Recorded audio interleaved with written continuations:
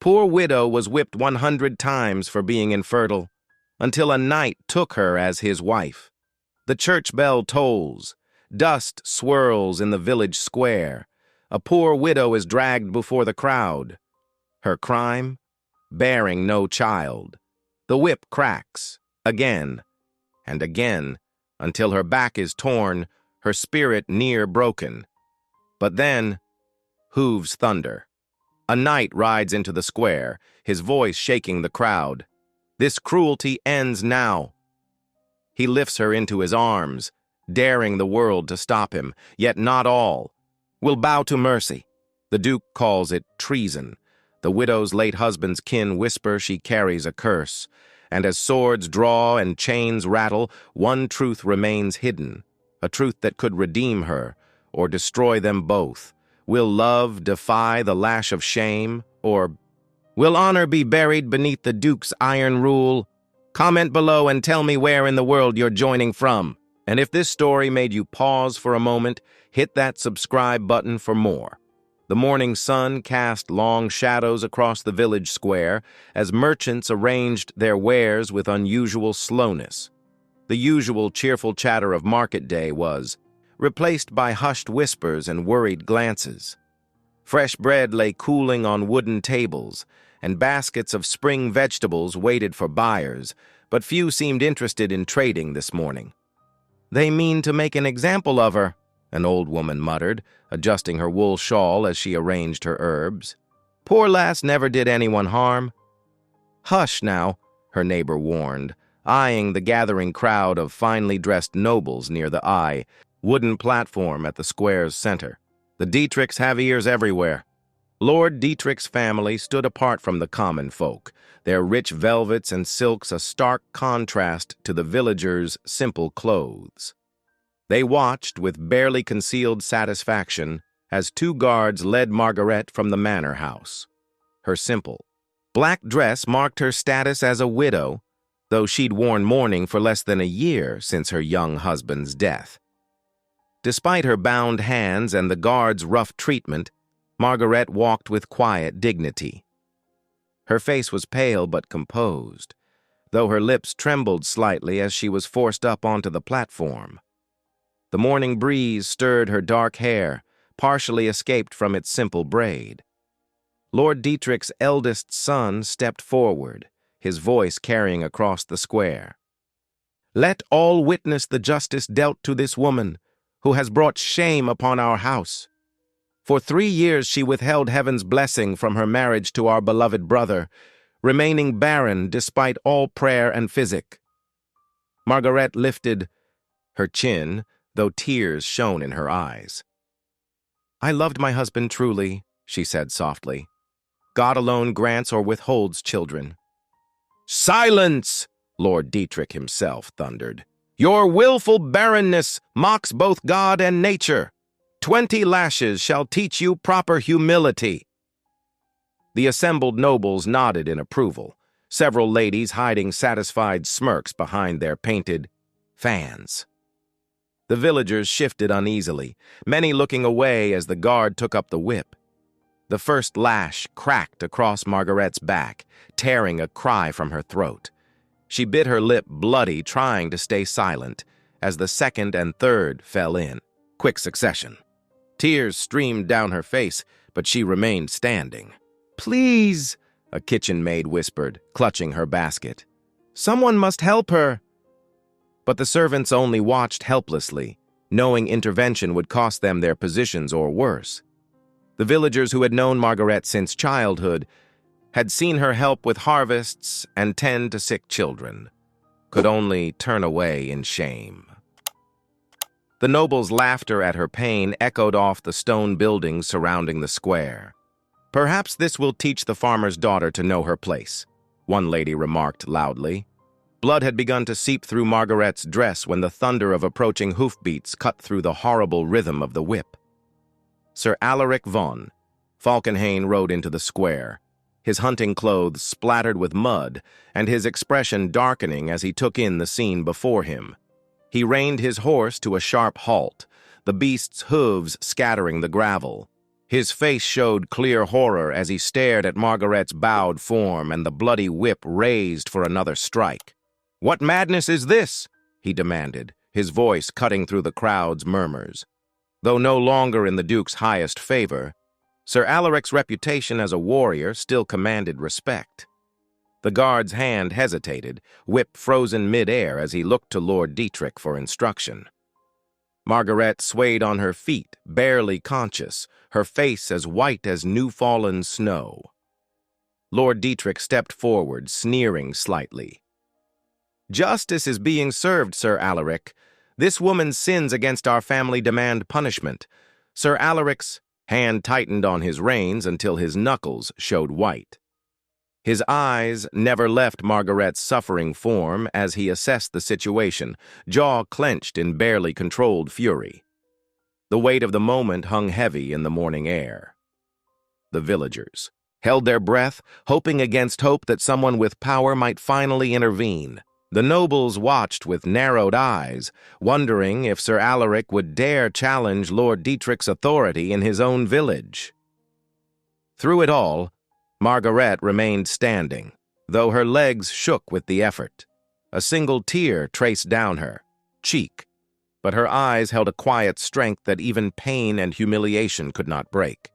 Sir Alaric's stallion thundered across the cobblestones, scattering the jeering crowd. His heart pounded with fury at the sight before him. A gentle woman bound to the whipping post, her dress torn and bloodied.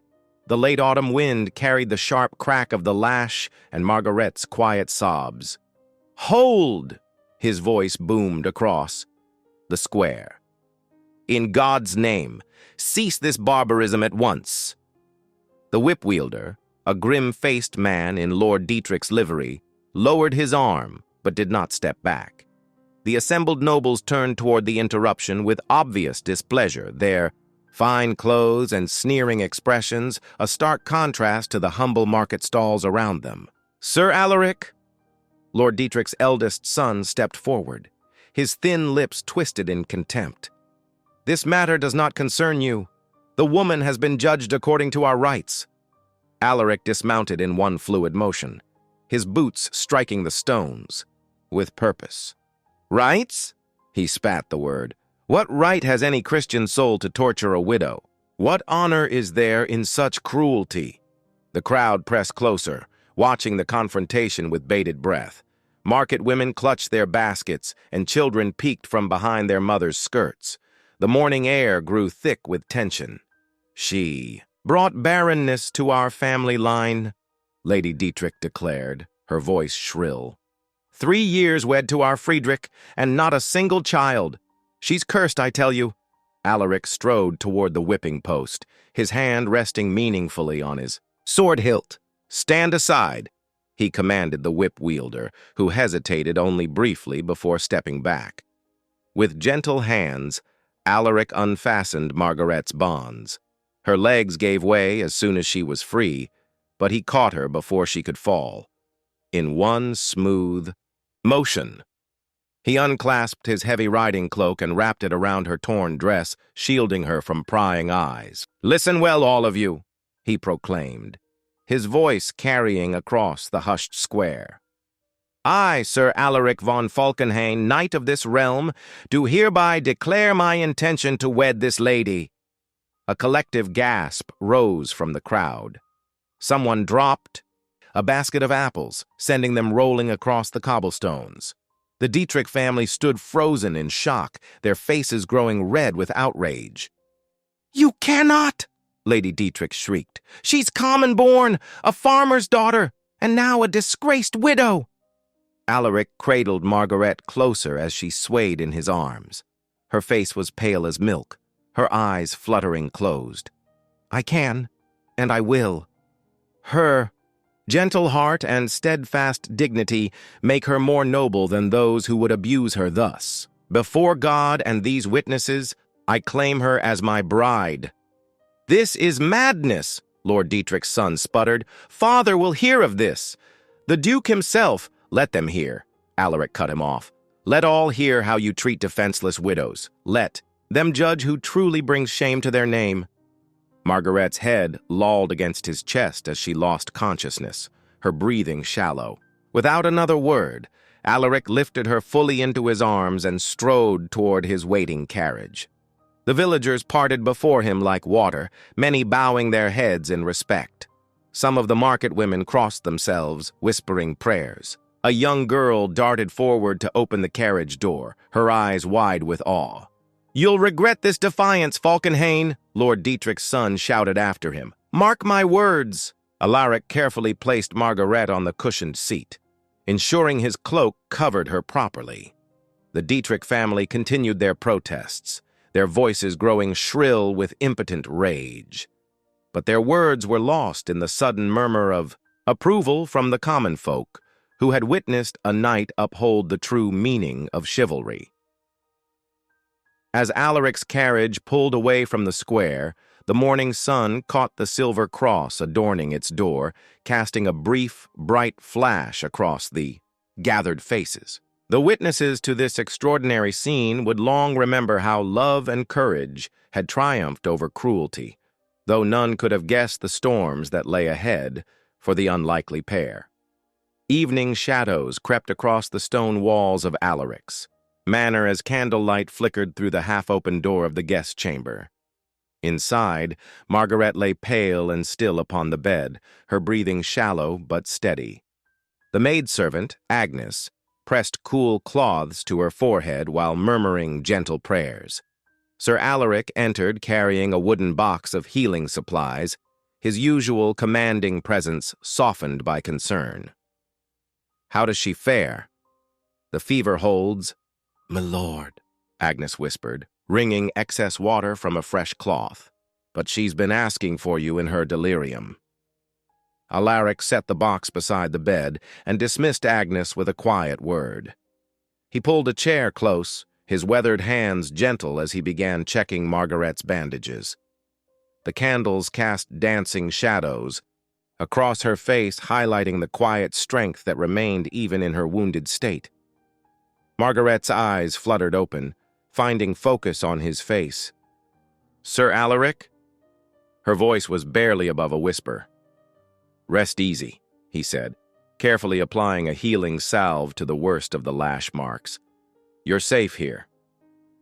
The whole town must be talking by now. She winced as he worked, but didn't pull away. "A night of your standing taking in a disgraced widow. Let them talk." His hands remained steady, though his jaw tightened. "I've never cared much for wagging tongues. But the Duke's decree—" Margaret struggled to sit up, her face pinched with worry. "Any noble who marries a proven barren woman loses their titles. You cannot throw away everything you've earned." Alaric helped her settle against the pillows before responding. "I've earned nothing worth keeping if I must stand silent before such cruelty to keep it." He poured her a cup of water, supporting her head as she drank. "Your dignity is worth more than any title." "You don't understand," she pressed, her eyes bright with unshed tears. "I'm not worth your sacrifice. I'm just a farmer's daughter who failed in her duty to provide an heir. The court will never accept—" "The court's acceptance means little to me," Alaric interrupted firmly. "I've watched too long as good people suffer under unjust laws. Sometimes a man must stand for what's right, regardless of the cost." A sharp knock at the chamber door interrupted them. Agnes hurried in, her face tight with worry. "Begging your pardon, my lord, but a messenger's arrived from the Duke's steward. Says it's urgent." Alaric squeezed Margaret's hand reassuringly before rising, to meet the messenger in the hall. The man, dust-covered from hard riding, bowed stiffly. "Sir Alaric von Falkenhayn," the messenger intoned formally, "you are commanded to appear before His Grace the Duke tomorrow to explain your conduct in today's disturbance."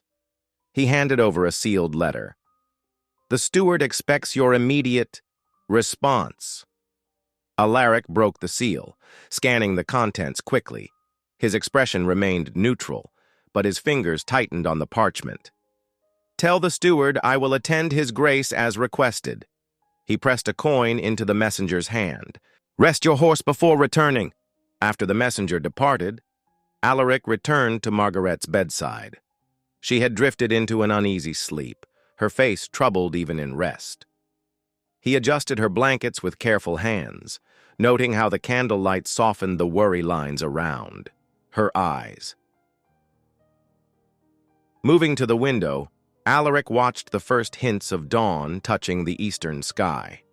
The manor's gardens lay quiet below, dew gathering on the late autumn roses.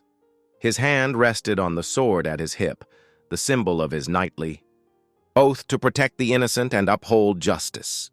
In the growing light, he made his silent vow. Whatever schemes the Duke might devise, whatever price he must pay, he would not abandon Margaret to the cruelty of court politics. Some things were worth more than titles and land.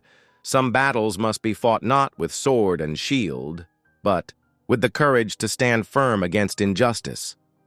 The sun's first rays caught the window panes, filling the chamber with golden light. Behind him, Margaret slept on, finally peaceful, while Alaric stood watch as the new day began.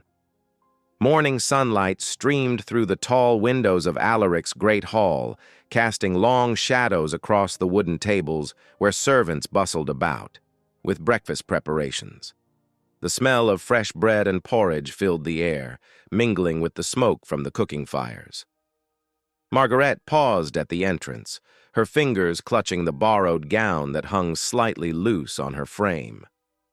It was a fine dress of blue wool, simply cut but well made, likely belonging to Alaric's late sister.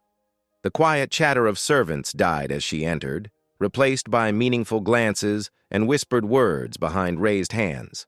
Agnes, the maidservant, who had tended her wounds, rushed forward with a warm smile. "Good morning, miss. Please come sit by the fire.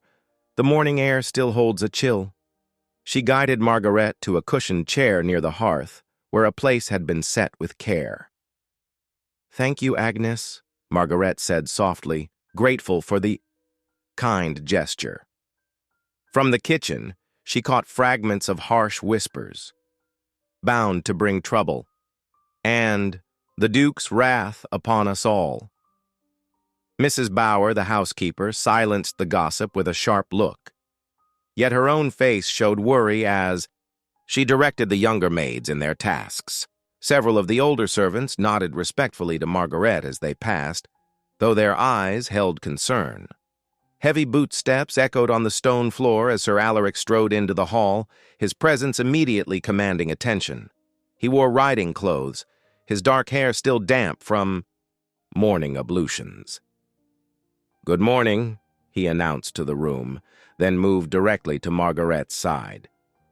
"My lady," he said clearly, his voice carrying to every corner of the hall, "I trust you slept well." Without waiting for an answer, he turned to address the assembled household staff. "Let it be known that Lady Margaret is now mistress of this house. She will be accorded all respect due to that position." A murmur of, "Yes, milord," rippled through the servants, though some faces remained pinched with anxiety. Alaric took his seat beside Margaret as breakfast was served. "You need not do this," Margaret whispered, her cheeks flushing. "I know what burden I represent." "You represent no burden," he replied firmly.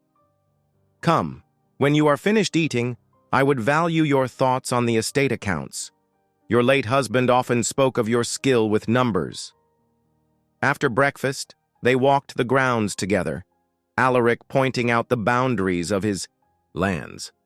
Margaret's strength had returned enough for short walks, though she still tired easily. They passed through the kitchen gardens, the orchards, and into the village proper where tenant farmers worked their plots. At each stop, Margaret displayed a natural gift for management, her farmer's daughter background lending practical insight to noble holdings. She noted which apple trees needed pruning, suggested improvements to the grain storage, and spoke easily with the villagers who approached with concerns. "The widow Thea needs another fortnight to pay her rents," Margaret told Alaric quietly after speaking with a careworn woman. "Her youngest has been ill, eating into her wool-spinning time." Alaric nodded, impressed by her grasp of both compassion and practicality. "We can arrange that easily enough. Your understanding of these matters would be invaluable to the estate." As the day drew to a close, they returned to the manor. The evening vesper bells rang out across the darkening sky as servants lit candles and laid out a simple supper of bread, cheese, and cold meat by the great hearth. Alaric watched Margaret as she sorted through the day's notes, her face lit by firelight. She had shown more capability in one day than many noble-born ladies managed in a lifetime. When she looked up and caught his gaze, a soft smile crossed her face, one he found himself returning without thought. They ate in comfortable silence, broken only by quiet discussion of estate matters. The warmth between them grew with each, shared observation and gentle jest, as natural as the crackling flames beside them. It was a simple moment, yet somehow more precious than any grand feast either had attended in their past lives of nobility. Golden wheat swayed in the autumn breeze as villagers worked the fields surrounding Alaric's estate. The morning air carried the earthy scent of ripe grain and fresh-turned soil. Among the workers, Margaret moved with practiced ease, her sleeves rolled up and her borrowed apron already dusty from honest work. "My lady, you needn't trouble yourself," called old Thomas, the field master, wiping sweat from his weathered brow. But Margaret simply smiled, continuing to bind the wheat sheaves with skilled hands. "'Tis no trouble," she replied, her voice carrying clearly across the field. "I was born to this work, and I see no shame in it." Her words, spoken without pretense, carried to the ears of nearby servants who had come to watch. Martha, the cook who had initially been most resistant to Margaret's presence, paused in her distribution of water to the workers. She observed how naturally the supposed lady moved among them, how she knew exactly how tight to bind the sheaves, how to stack them to prevent rot. This was no mere show of humility, this was the sure knowledge that came from years of honest labor. From the edge of the field, Sir Alaric sat astride his horse, watching the scene unfold. His heart swelled as Margaret's laugh rang out, clear and true, at some jest from the harvesters. The sound seemed to heal something in the air itself, washing away the lingering shadow of her public shame. He noticed how the villagers had stopped, avoiding her gaze, how the servants now offered genuine smiles instead of mere courtesy. That evening, in his study, Alaric made a decision. "Send word through the village," he instructed his steward. "We shall hold a harvest feast in 3 days' time. Invite everyone, field workers, craftsmen, and the local gentry alike." The steward's eyebrows rose slightly.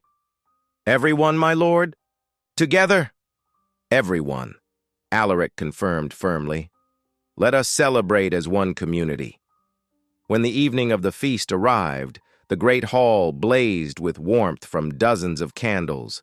Tables groaned under the weight of roasted meats, fresh bread, and autumn vegetables. The air hummed with conversation as villagers and minor nobles cautiously mingled, united by good food and better wine. Margaret sat at the high table beside Alaric, wearing a simple but elegant gown of deep green wool. Her cheeks were flushed. From the heat and fellowship, her eyes bright with joy. When the musicians struck up a lively tune, Alaric rose and extended his hand to her. "Would you honor me with this dance, my lady?" The hall grew quiet as Margaret placed her hand in his. Together they moved to the center of the room. The dance was a simple country reel, one that both nobles and commoners knew well. Alaric led with grace, and Margaret followed with natural elegance born of true confidence rather than training. As they turned and stepped in time to the music, the watching crowd began to murmur approvingly. Here was no scandal, they seemed to say, but something true and right. The knight and the widow moved as if they had danced together all their lives, her skirts swirling, his boots striking the floor in perfect rhythm. When the music ended, the hall erupted in applause. Margaret's eyes met Alaric's, and something unspoken passed between them. Without a word, he led her out into the courtyard, where stars sparkled in the clear autumn sky. They stood in comfortable silence, their breath visible in the cool night air. Alaric turned to face her, one hand gently cupping her cheek. Margaret's eyes fluttered closed as he leaned forward, their lips mere inches apart. The sharp sound of approaching hoofbeats shattered the moment. They pulled apart, startled, as the clatter of iron-shod hooves on cobblestones grew louder, drawing nearer to the manor's gates. The magical spell of the evening broken, they stood facing the direction of the approaching rider, their almost kiss, hanging between them like an unfinished prayer. The morning mist still clung to the ground when thundering hoofbeats broke the dawn silence. A courier, his horse lathered with sweat, galloped through the manor gates. His royal blue cloak bore the distinctive golden stag of Württemberg, and in his trembling hands he clutched a scroll sealed with the duke's own crest. Alaric descended the manor steps, his face grave as he accepted the message. The wax seal cracked beneath his fingers, and Margaret, who had hurried to join him, watched his expression darken as he read the duke's commanding words. "What news, my lord?" she asked softly, her hands clasped tightly before her. "The duke demands my presence at court," Alaric replied, his voice tight with contained emotion. "I am to present myself for judgment regarding my defiance of social order." The courier shifted uncomfortably atop his mount. "Your grace requires an immediate response, Sir Alaric. Tell his grace I shall attend him on the morrow." Alaric's tone brooked no argument, and the messenger bowed before spurring his horse back toward the city. Word spread quickly through the noble houses. By midday, servants whispered of overheard conversations between visiting lords and ladies. "The knight will lose everything," they murmured in hushed tones. "His lands, his title, all forfeit for the sake of a barren widow." "And the woman?" others asked. "Surely the duke will have her imprisoned for bewitching a nobleman." These dark rumors reached the manor's kitchen, where Margaret stood kneading bread, her fingers working the dough with nervous energy. Alaric found her there, flour-dusting her borrowed dress, her eyes red-rimmed from unshed tears. "My love," he said softly, taking her trembling hands in his. "Do not let their cruel words pierce your heart." "I cannot bear to be the cause of your ruin," Margaret whispered, her voice breaking. "Perhaps if I were to leave—" "No." Alaric's response was fierce and immediate. "I will not lose you to their prejudice and pride." He drew her close, heedless of the flour that now covered his fine jacket. "There is another way." In the quiet of his study, Alaric revealed his plan. "Father Matthias has long been a friend to both high-born and low. If we were to wed before God's eyes, even the duke could not tear us asunder." "A secret marriage?" Margaret's eyes widened. "But surely—" "The church recognizes love before rank," Alaric insisted. "Father Matthias understands this truth better than most." As afternoon shadows lengthened across the manor grounds, a trusted servant was dispatched to the village church. Father Matthias received the message with quiet understanding, agreeing to meet them in the chapel after nightfall. Preparations were made in whispered conversations and careful glances. A simple white dress was found among the maidservant's belongings. Fresh candles were secretly placed in the chapel, and a pair of plain gold rings were retrieved from Alaric's mother's jewelry box. As darkness settled over the land, Margarete knelt alone in the chapel before the flickering altar. Candlelight cast dancing shadows on the stone walls as she bowed her head in prayer. Tears fell silently onto her clasped hands while she sought divine guidance. "Dear Lord," she whispered, her voice barely disturbing the sacred silence, "grant me the strength to face whatever trials await. Let not my love bring destruction to the man who showed me such mercy and kindness." The candle's warm light seemed to embrace her kneeling form, and though fear still gripped her heart, a quiet resolve began to take root. Whatever judgment the Duke might pass, whatever hardships lay ahead, she would face them with the dignity Alaric had helped her reclaim. In the chapel's hushed atmosphere, Margaret's prayers continued, each tear that fell carrying both her fears and her hopes for the future. The night deepened around her, and still she knelt, finding solace in the presence of God while awaiting the arrival of Father Matthias and the man who had risked everything to protect her honor. Dawn crept through the ancient forest, its pale, fingers reaching through twisted branches to touch the small stone chapel. Inside, candlelight danced across rough-hewn walls, casting flickering shadows on the worn flagstones. The scent of beeswax and morning dew mingled in the cool air. Margaret stood before the altar in a simple white dress, her golden hair caught up with wildflowers. Though her hands trembled slightly, her eyes shone with quiet determination as they met Alaric's steady gaze. He cut a noble figure in his best doublet, though he had forgone the usual rich trappings of his station for this secret ceremony. Father Matthias lifted his weathered hands in blessing, his kind face solemn in the candlelight. "Dearly beloved," he began, his voice soft but clear in the hushed chapel, "we are gathered here in God's sight to join—" The heavy wooden doors burst open with a thunderous crack. Morning light flooded the chapel as armored figures poured in, their boots echoing on stone. Steel gleamed as swords cleared scabbards. "Hold!" The command rang out, followed by the measured steps of polished boots. The Duke of Württemberg himself strode down the aisle, his rich crimson cloak swirling behind him. His face was thunder, his eyes cold as winter frost. "What treachery is this?" "Your Grace," Alaric stepped forward, placing himself between the soldiers and Margaret. "There is no treachery here. Only love and God's blessing." "Love?" The Duke's laugh was sharp as breaking ice. "You speak of love while you defy your liege, eh? Lord, this marriage is unlawful without my sanction." Father Matthias raised his voice. "My Lord Duke, the Church recognizes—" "Silence!" The Duke's hand slashed through the air. "You forget yourself, priest. This woman is a curse upon our lands. Her barrenness brought shame to Lord Dietrich's house, and now she seeks to taint." "Another noble line?" Margaret's voice rang out, clear and strong despite her fear. "I am no curse, Your Grace. I am a child of God as worthy of love as any other." "Seize her," the Duke commanded. Two soldiers moved forward, rough hands reaching for Margaret's arms. Steel sang as Alaric drew his sword, the blade catching morning light. "Touch her, and Duke or no Duke, you'll answer to my blade." The Duke's eyes narrowed.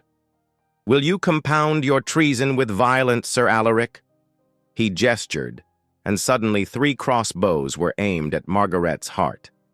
"Lower your weapon, or watch her die where she stands."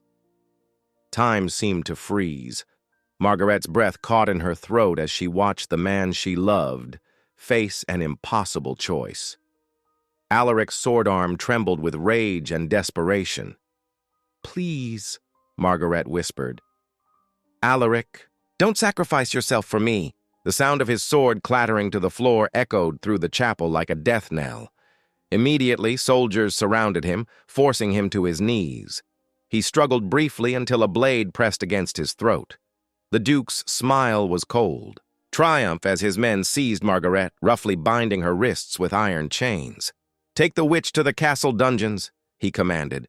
"She'll face proper justice this time." "No!" Alaric's cry of anguish filled the chapel as Margaret was dragged away. He fought against the hands holding him down, heedless of the blade drawing blood from his neck. "Margaret!" She managed one last look over her shoulder, her eyes full of love and sorrow, before the soldiers pulled her through the door. The sound of her chains faded into the morning mist. Alaric remained on his knees, his proud shoulders bowed in defeat. The chapel's candles guttered in the chill wind now flowing through the open doors, their light diminishing just as hope seemed to fade from the very air.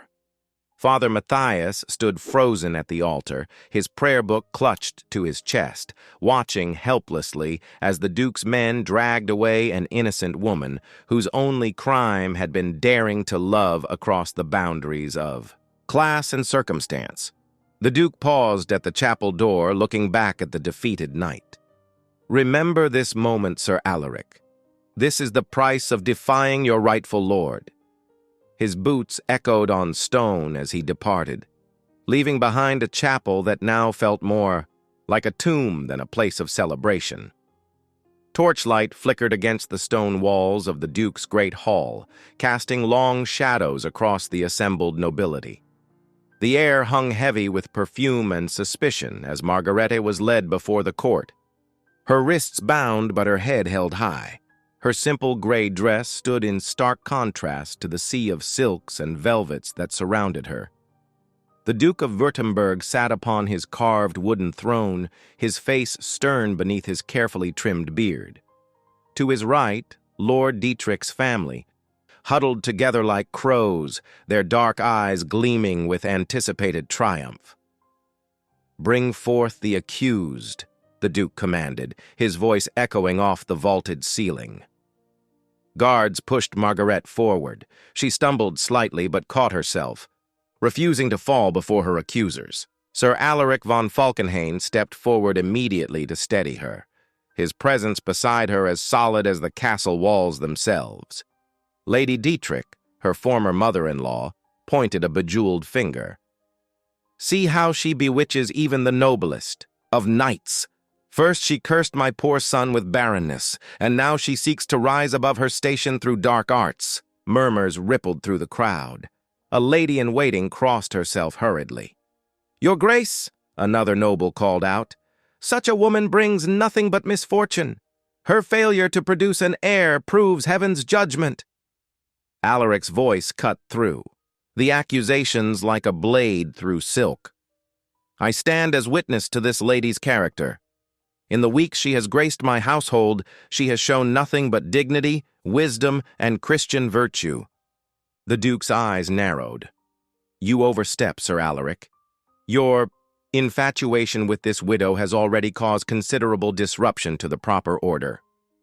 "Then take my knighthood," Alaric declared, removing his sword belt. The metallic clang of his weapon hitting the stone floor silenced the entire hall. "Take my lands, my title, everything I possess, but grant her freedom and justice." Gasps echoed through the chamber. A knight surrendering his sword was no small matter. Even the Duke shifted uncomfortably on his throne. "You would throw away generations of noble heritage for a farmer's daughter?" Lady Dietrich shrieked. "She has truly bewitched you!" "No magic but that of a pure heart," Alaric replied firmly, his hand finding Margaret's. The Duke raised his hand, preparing to speak, when suddenly the great doors of the hall burst open. Father Matthias hurried in, his russet robes billowing. Behind him, clutching a leather-bound book to his chest. "Your Grace!" he called out, slightly breathless. "I beg you to hear the truth before passing judgment." "You dare interrupt these proceedings?" the Duke demanded, though curiosity colored his tone. "I bring proof from the church records." Father Matthias opened his book, his fingers trembling slightly as he found the correct page. Lord Dietrich's youngest son, Margarete's late husband, was known to be impotent before their marriage. The family physician recorded it, and I myself heard his confession. The hall erupted in shocked whispers. Lord Dietrich's face turned purple with rage. "Furthermore," Father Matthias continued, his quiet voice somehow carrying above the commotion, "I have here documentation showing how the family planned to use accusations of barrenness to seize her considerable dowry. 3 prosperous farms, and 2 mills that would have passed to her upon widowhood." Lady Dietrich swayed on her feet, her face ash-white. Her husband grabbed her arm to steady her, but his own expression betrayed their guilt. The Duke sat back in his throne, the weight of this revelation visible in his rigid posture. His authority, so recently wielded with such certainty, now seemed to waver like the torchlight. The assembled nobles watched him intently, waiting to see how he would handle this dramatic turn of events. Silence filled the great hall, broken only by the occasional crackle of torches and the soft rustle of expensive fabrics as courtiers shifted uncomfortably. The Duke's fingers drummed once, twice, on the arm of his throne, each tap echoing in the hushed chamber. His authority had been publicly challenged, not by defiance or force, but by simple truth, and before his entire court he found himself, without words. The church bells of St. Michael's rang clear and bright across the village square, their joyful peals drawing townspeople from every corner. The crisp autumn morning air carried the scent of fresh-baked bread and burning leaves as villagers in their Sunday best hurried toward the ancient stone building, their faces alight with excitement. Inside the church, golden sunlight streamed through stained glass windows, painting rainbow patterns across the worn wooden pews. Whispers echoed off the vaulted ceiling as people filed in, their eyes darting between the stern-faced Duke of Württemberg in his place of honor and the simple altar where Father Matthias stood waiting, his weathered hands clasped before him. "Did you hear? The banns were read these 3 weeks past," an elderly woman whispered to her neighbor, adjusting her shawl. "Father Matthias himself insisted upon it, making everything proper and legal-like." "Aye, and right under our very noses, too," came the reply. "Clever man, our priest." The Duke shifted uncomfortably in his ornate chair, his expression caught between displeasure and resignation. The recent revelation of Lord Dietrich's family's deception had left him little choice but to permit this marriage, lest his own reputation, for justice, suffer further damage. His fingers drummed against the wooden armrest as the church filled to bursting. When Sir Alaric von Falkenhayn entered from the vestry, a hush fell over the congregation. He stood tall in his finest doublet, his sword belt polished to gleaming, though his eyes betrayed his nervousness as they fixed upon the church doors.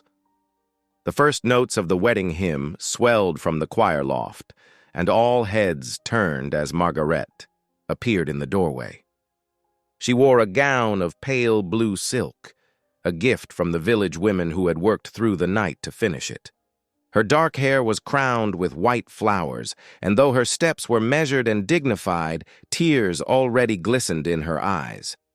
As she moved down the aisle, villagers reached out to touch her dress or squeeze her hand, their genuine affection, a stark contrast to the cold stares of the few nobles present.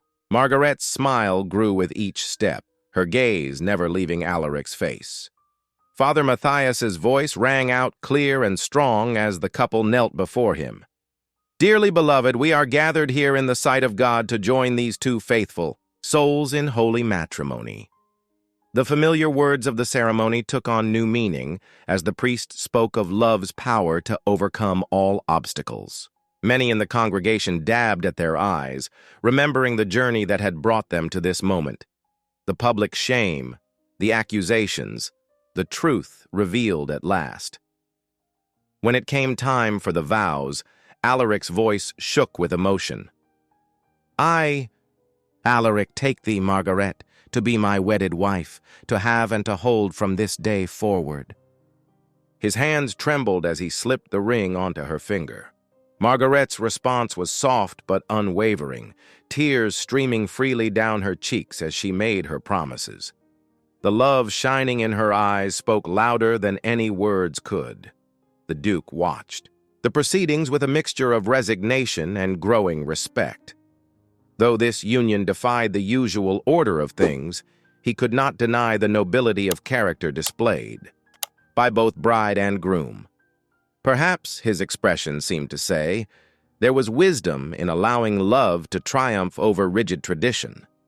Father Matthias's face beamed with satisfaction as he pronounced them man and wife. "What God has joined together, let no man put asunder," he declared, his eyes meeting the Duke's for a meaningful moment. As the final blessing was given, Alaric took Margaret's hand in his and raised it high. The gesture was both victory and celebration, defiance and joy.